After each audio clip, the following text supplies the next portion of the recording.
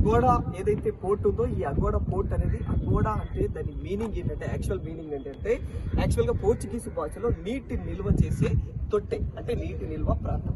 అంటే ఈ దాన్ని నీటి నిల్వ చేయడం కోసం ఉపయోగించుకున్నారు. అదేవిధంగా పోర్చుగీస్ వారు ఎవరైతే పోర్చుగీస్ వారు ఉన్నారో పోర్చుగీస్ వారు ఈ డచ్ ఇంకా మరాఠా రాజులు ఏదైతే అటాకులు చేస్తున్నారో వాళ్ళ అటాక్ల నుంచి రక్షించుకోవడం కోసం అని చెప్పేసి ఈ యొక్క పోర్టుని అదే నిర్మించడం జరిగింది ఈ పోర్టుని.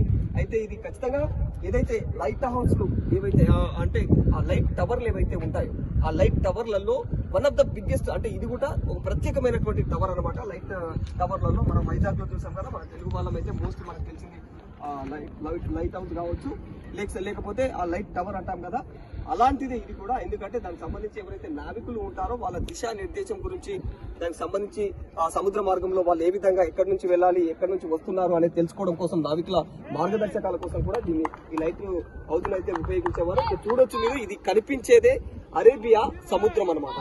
ఈ చూడొచ్చు కోటను ఆనుకొని ఒక సముద్ర తీర ప్రాంతంలో ఈ కోట గోడలు ఎట్లా బందోబస్తుగా కట్టిరో చూడొచ్చు. ఈ రాక్ చూడొచ్చు మీరు, ఇది సముద్రానికి ఏ మాత్రం చెక్కు చెదరని రీతిలో చాలా అద్భుతంగా అసలు ఈ కోట గోడలను ఈ విధంగా నిర్మించారు. మీరు చూసినట్లయితే ఇందులో అణువు కూడా ఇదొక రకమైనటువంటి ఈ రెడ్ కలర్ రాయి అంటే ఏదైతే ఉందో మనకు అంటే రామసీతు నిర్మించేటప్పుడు ఉండే ఆ రాయి తీరు ఎలా డిఫరెంట్ గా ఉంటుందో అలా డిఫరెంట్ అంటే చాలా ప్రత్యేకమైనటువంటి